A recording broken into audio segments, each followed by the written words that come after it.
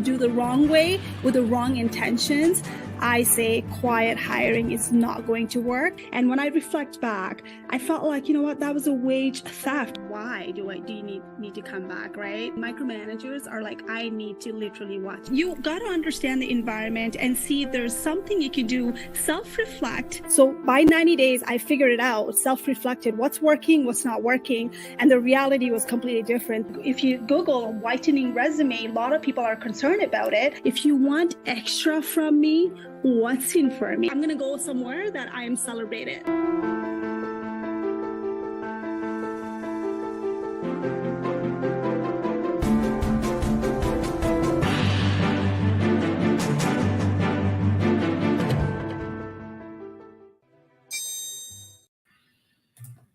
Hello, everybody. If you can hear us, please give me a thumbs up. This is Sweta Regmi joining live from Canada. Just checking in with you. Give me a thumbs up so you can hear me right here.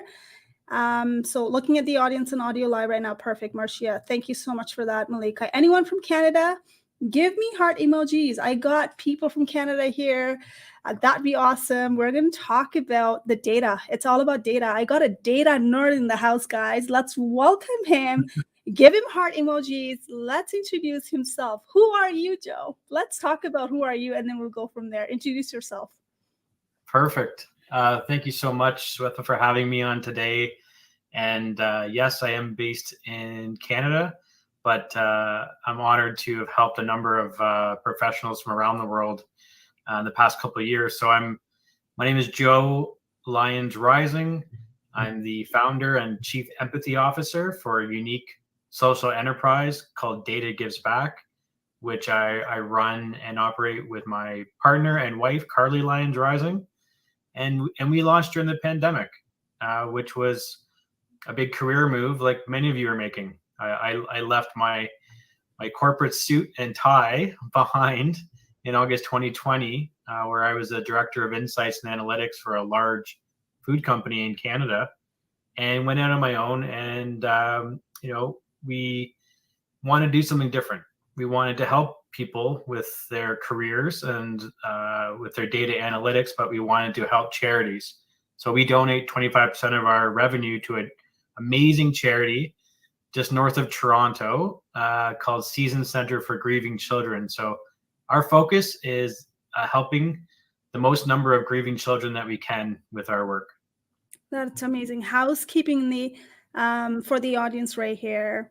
We're going to bring some of you a little bit later on for Q&A, especially if you're in Canada, job seekers, you just landed and you're looking for that career promotion strategy, anything like that. We would love for you to come and join in the stage a little bit later on. I'm going to ask you. So I see a lot of hands being raised right now. Hang in there.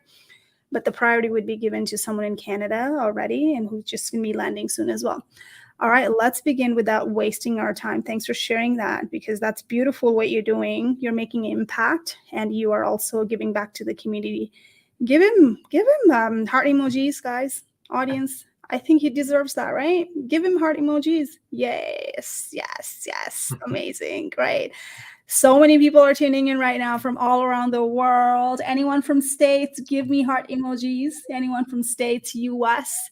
I know I have a huge audience there as well. Perfect. Let me go back and then let's pull this out for job seekers. How important it is to have a data, Joe, just to brag about it. Like, why do you think data is really important to get hired? I mean, we're living in an age where, it's what do you want to call it, the fourth industrial revolution, but it's all about data, right? So data is everywhere. 5 years ago, the Economist came out and said data is more valuable than oil. So why wouldn't we use data when trying to pursue the most important pieces of our career and a job, right? So we can do things that, really solidify what we're saying. So it's not just our opinion of what we've done or our opinion on an industry topic. We can use data to really solidify our speaking points, but then also to really, it impresses, right? If the more information and data and research you've done, you can really impress a hiring manager. That's great. And you know what I hate to see as a hiring manager, and we've both seen the hiring world in the top companies in Canada.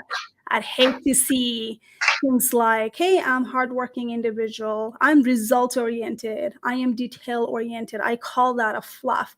If you can like show me, don't tell me, show me with the data. That's what I believe in. Do you believe in that too, Joe? 100%.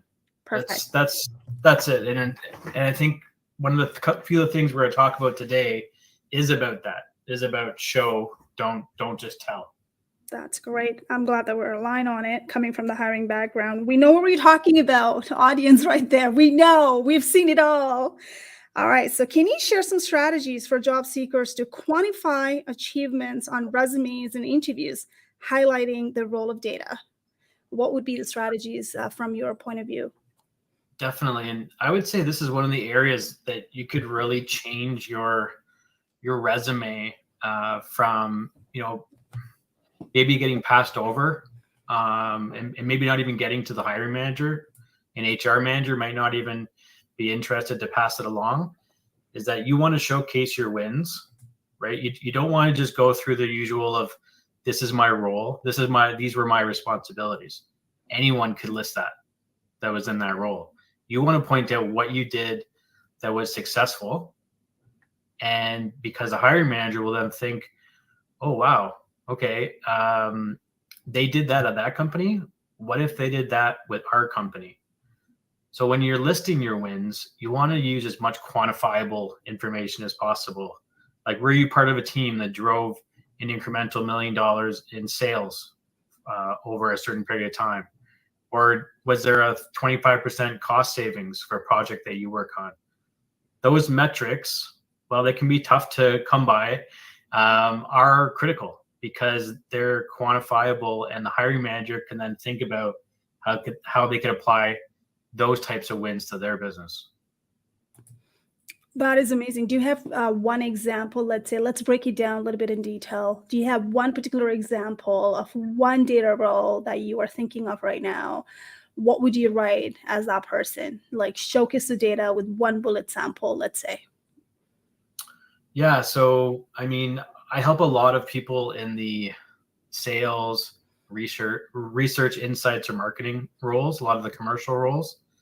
So let's say, for example, in Canada, you worked on the Loblaw account on, I don't know, frozen pizza. So I worked on the Loblaw account for frozen pizza, and we secured 5 new listings of products that generated $500,000 in incremental sales.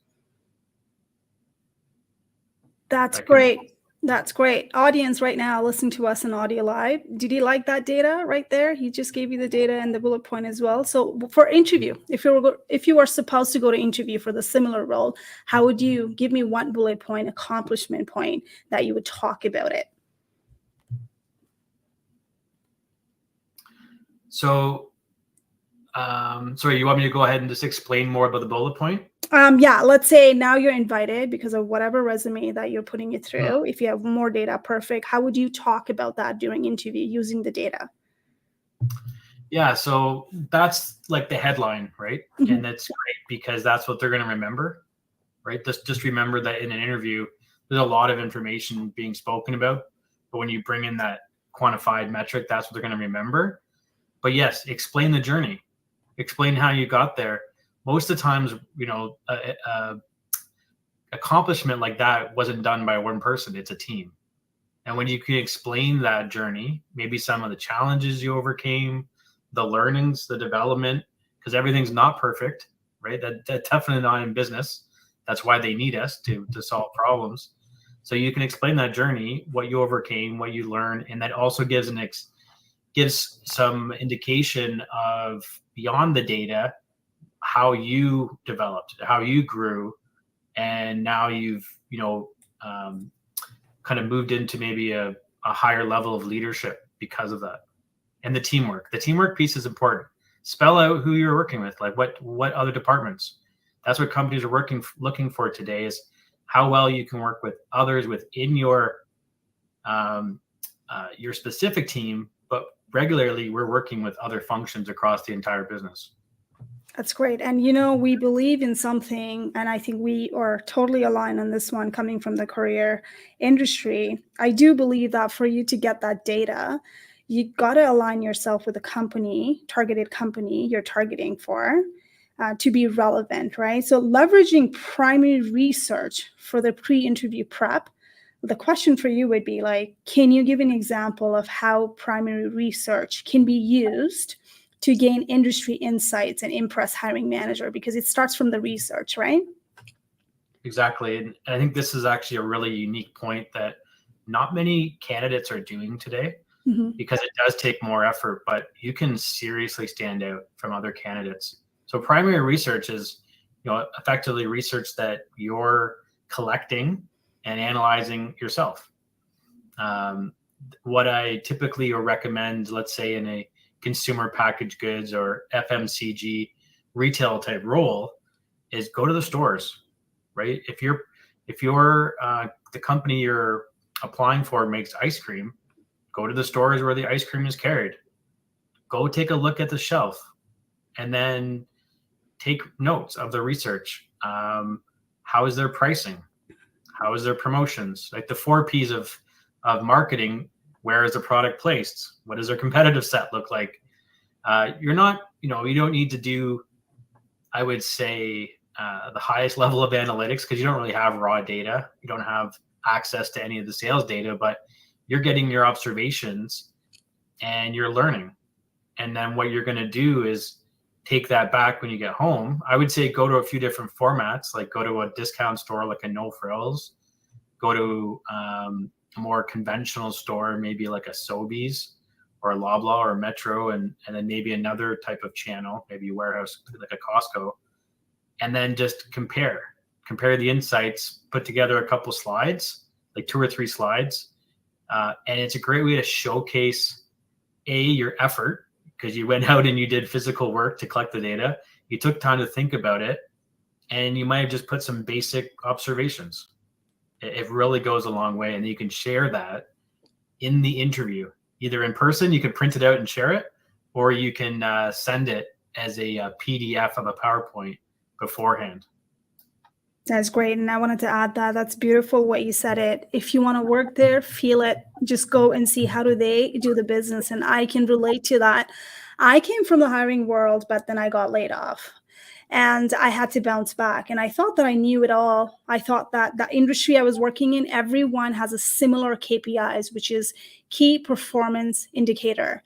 And without actually researching it, how the results are going to be measured, it was very hard for me to relate it back if I wanted to showcase my talent. So the stuff that I did was, let's say, if I want to go to the banking world, I opened an account with them, right? And I went through that onboarding process as a client.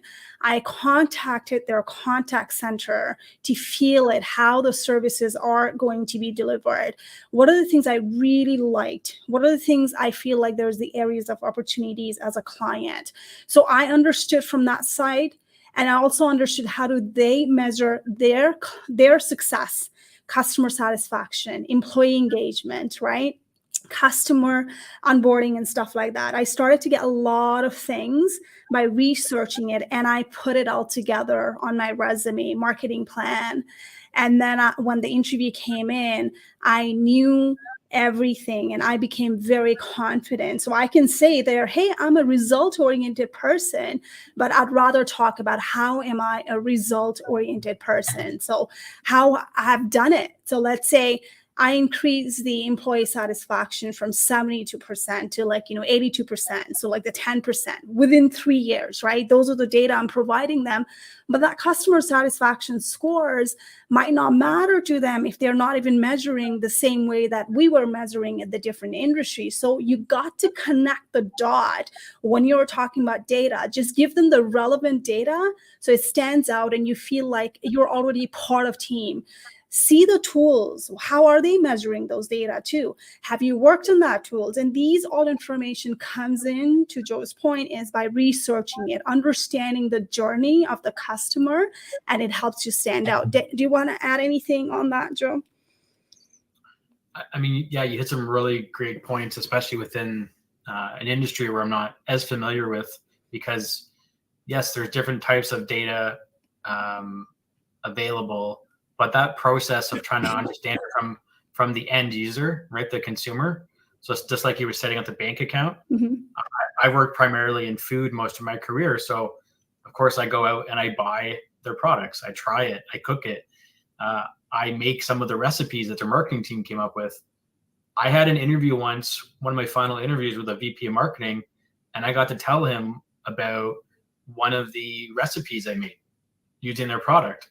And I took a picture of it and I sent it to him.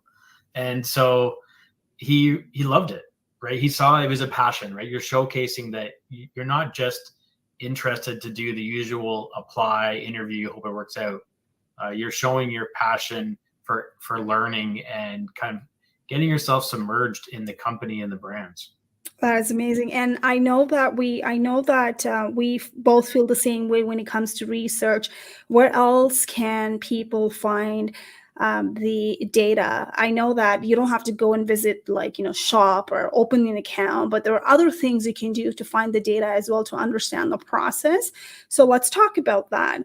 How can candidates use industry magazine reports or newsletter or anything, other research, to build the knowledge that stands out in interviews, in your opinion? Yeah, I mean, the great thing is today, just given how much information is available online. So I would say yes, the table stakes are you need to learn their website, you need to understand their company's values. All those things are a given, but you need to go above and beyond that. So find out what the industry magazines are. Those industry magazines push out a lot of free data and insights. The really interesting thing is that depending on your category or industry, I've seen it where I had a hiring manager publish an article they wrote. So how amazing would that be, is that you read the article your hiring manager wrote and you're able to talk about that a little bit in the interview. It's pretty incredible. So you can learn about the industry for free in a lot of these different, again, industry magazines. Go on their Instagram, right? Go on their socials to see what's their innovation. This is really, for me, like going beyond the website. And you could even on the social media like Facebook, you could see consumer feedback and understand a little bit that way. So these are you just, again, understanding more holistically about the company beyond just the website. That is great. As yes, you said, it's available, guys. You are on a social media all the time. When you look at the company's career page, you can see so much data on it. You can also see the tools they've been using it. You can even capture the lingo, right? What kind of data they're talking about, and what are their KPIs for whole organizations at a whole. Usually it trickles down. So CEOs would have KPI, and then it goes from top to down. So they're going to be probably measured the same way, but maybe the matrix and the goal would be potentially different. So you got to understand that, and you get to go out there and get the information yourself. This is where you stand out with the data. And the other question for you is, and we're going to go through the example a little bit later on as well, what kind of data you should have on a resume, right? We're going to go through that a little bit later on. Before I move on to the separate questions here, I wanted to let you know that I am having workshop, 5 days, career workshop, July 10 to July 15. It's on my profile, teachingdo.com workshop. You can join me. It's all about job search and career strategy, especially targeted to the people who are landing in Canada, who already landed in Canada, newcomers, and immigrants in Canada who want to go from surviving to thriving career. It's on my feature LinkedIn profile. Also, send me a message. I'll send you a link. The seats are extremely limited. And I'm going to be probably closing soon. Just sign up and we'll go from there. You get to spend time with me, and we are going to talk about some kind of data as well in that sessions. Now, let's talk about why is it really important for people to talk about data when they go and interview and when they talk about their accomplishment, you think, especially to the organizations who don't even talk about data so much? Why is it important that you should take an initiative and talk about it? So in that typically 1 hour interview, right? You're from the interview, interviewee perspective, right? You're trying to sell yourself. You are the product, you are the brand. And so I always look at it like a fact-based selling exercise, right? And that's what I do day in and day out in my career. I help people sell to Loblaw or Walmart or these different companies. And the way things are today is that you need to be selling with data, right? Everything else is just your opinion. And in an interview, that hiring manager is trying to see how much they can trust you. So to build trust, you bring in the facts, right? Even if it's information that you're talking about your career, yes, they don't have access to that data. They're not going to go back and probably ask someone specifically, did Joe actually contribute $1 million to this project? No. But by you putting that, it just shows again that you're being transparent and you're providing a source of truth, a measurement. That's great. So tell us more about, share some insights on applying data analytics in CPG, food services, research, and retail industries as a job seeker. What would you like to see as a hiring manager? What do you tell your clients to include, let's say? Yeah, I mean, in today's world, depending on the role, there's a lot of case study work that might be put out to a new candidate. So be ready for that, right? And it's going to be specific to that industry, right? It'll be part of the facts. So in the CPG industry, they'll talk about things like dollar sales, dollar share, growth rates, sales velocity, and they might ask you to give some initial insights from the data, as well as putting together some fact-based recommendations. So, it's important to be thinking about that. And if you have that experience and you're showcasing that experience on your resume, be prepared to utilize it. I've gone through case studies many times. When I started working at the Nielsen company 18 years ago, I had to do a full analytic case study, even though I hadn't been trained yet, right? So they're kind of just testing me out to see what at that point, like my mathematical analytic skills are.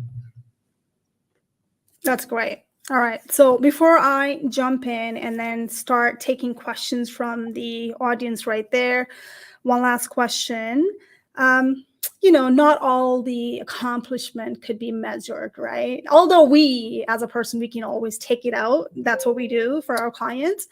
But like for those people who are on the role where they have no data, they have nothing to brag about, let's say, and they can't even find anything, what would you recommend? How do they brag about themselves? Like, if they don't have a data? You can still definitely list more like qualitative accomplishments. And I've done that on my resume and people I've helped. I recommend that, let's say, for example, you helped a new sustainability initiative, but there wasn't quite a metric yet. Maybe you created the first sustainability team to help to reduce, let's say, like water usage in a plant. You may not know the metric. That's fine. Still an accomplishment. And you can list the people you're working with and more about the qualitative success of that, right? Maybe what did you learn? What did you kind of overcome and set the company up for success? So it's really about thinking about the end user, the hiring manager, and how they could think about that success and leveraging it, applying it to their business. That's great. So, for some people who are listening, so quantitative data and qualitative data, you can still measure it differently. So let's say quantitative would be increased customer base by 30% with the new digital sales strategy. And this could potentially apply to the role that you're looking into, like the sales or digital sales or e-commerce site or something like that, right? Increase the daily output from 2,000 to 5,000 units by redesigning the production's assembly line, right? Things like that. So start communicating in the data for the industry you're trying to get in there. So implement the brand new training program, resulting in what? Reducing employee attrition from what to what, right? 10% within how many months? Like 3 months, year, quarterly. So start thinking about it. And some people might not have those access. I mean, if you're not in the leadership role where the data are really available, you got to reach out to the people Those data could be found in your KPIs, performance review, because you all had a goal. How did the manager coach you based on the data? I'm assuming that's what the management role is. When you're coaching people, I can't coach people. I cannot do the performance review if I have no matrix to coach you on. So you got to go look back where you can find the data. Go out there and ask for data to the particular team where the data is coming from. And then now you can revamp, okay, what was your individual contributions? And then now align yourself with your boss's goal. And if you don't know, if you don't have a data, if you don't have a measurable goal in your current role, you got to ask your boss, like, boss, where's the data? How are you measuring my, the success? You need to understand that. And if boss doesn't know, go ask boss's boss, right? So I'm going to open the floor for people, especially if you're in Canada. And if you have any questions about job search and career strategies, you're already in Canada, I'm going to take up questions. I'm not going to answer questions about how do you get the job offer in Canada. I'm not going to answer any questions about the immigration to Canada. If you have that questions, please do not come up on the stage. This session's all about job search strategy. If you're already in Canada, I would love for you to join up on the stage. Ritesh, if you're in Canada, give me heart emojis and I can bring you up on the stage. And if I don't see the heart emojis, then I might not have to bring you up on the stage. Anyone in Canada, give me heart emojis as well. All right, Amrit, I'm going to bring you. If you want to be on a stage, give me heart emojis. If you're in Canada, and ask us any questions, or if you have any insights that you want to add in. Amrit, how are you? You have to unmute yourself, give permission to the mic. Great. You just unmuted, and then it went back to the mute again. Hi, how's that? Yeah, perfect. Okay, so thanks for doing this. My question is, how early should someone arrive for an interview? Like 10 minutes or? What do you think, Joe? I would say at least. I would, depending, like, still, I mean, still a lot of interviews are being done virtually. So I would say 10 minutes on a virtual call is good. In person, I would say 15 is probably better. And okay, perfect. Yeah, I'm right. Like, I feel like it might depend on where you live and how they are. I'll give you one example. I arrived, thank God I arrived for one interview half an hour early. It was a downtown parking. They made me go through the scanning and stuff like that, right? So it depends on how you're going to be brought on an interview as well. Sometimes 10 minutes might not be the right approach. I personally would like to go and hang around half an hour outside and then go inside probably around 15 minutes just to see it. But then again, it's my personal choice. And if I know how am I going to be brought into the interview, like scannings and registering, how high is the building, elevator ride, it all depends. So that's how I plan it myself. And I tell my clients to plan it that way as well. Does that help you, Amrit? Thanks. You're welcome. Anyone else who wants to come up on the stage in Canada, give me heart emojis and I'll bring you up. Heart emojis, even if you're raising your hand, if you're in Canada, give me heart emojis so I can bring you. If I go into your profile, if I don't see Canada, and if you're not landing soon, then probably I'm not able to take your questions unless you stick to the data questions. I'm going to bring you, Ritesh. What's your question for us related with the job search and career strategies? Your struggle right now.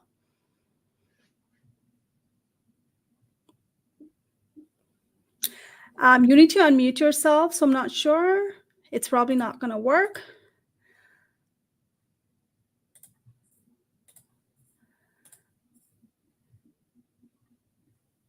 You're up next. Do you have any question for us?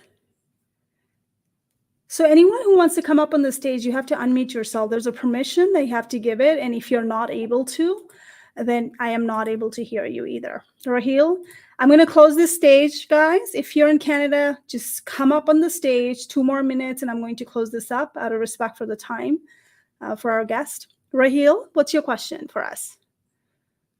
All right, so he dropped down. All right, perfect. So, well, thank you so much for joining in. I do this every Friday with amazing guests. with a diverse background as well. So join me live. I have YouTube channel as well, which is Teach and Do. You can go ahead and subscribe it, and you can watch this replay if you're not able to catch it right now, or then you came in late. It's right now sitting on the YouTube Teach and Do. You can go ahead and watch it, share it as well. Do us a favor today. What did you learn from this session today? Let's go and give it back to the community. Tag both of us and say, there are 2 takeaways or 3 takeaways from this sessions. How do we use data to get hired? Share this knowledge. Don't hold it. Give it back to the community in LinkedIn. Tag us and we'll jump in. And guess what's going to do? Guess what's going to happen?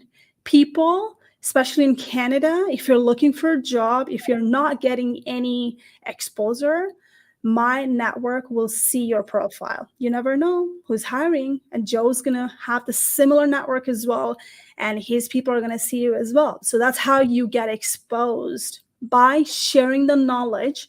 If you're a job seeker and if you're doing something really meaningful on LinkedIn, you should always go back and then go with the takeaway for the sessions. All right, Joe, anything to ask, anything to add before we wrap up?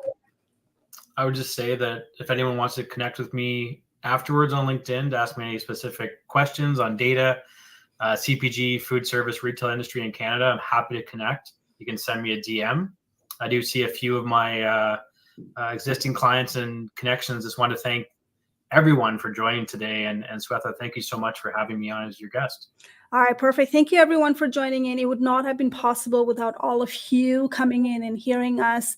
Have yourself a fantastic weekend. And Joe, thank you so much for coming in and sharing your insights. Take care, everybody. 1, 2, 3, and we are out.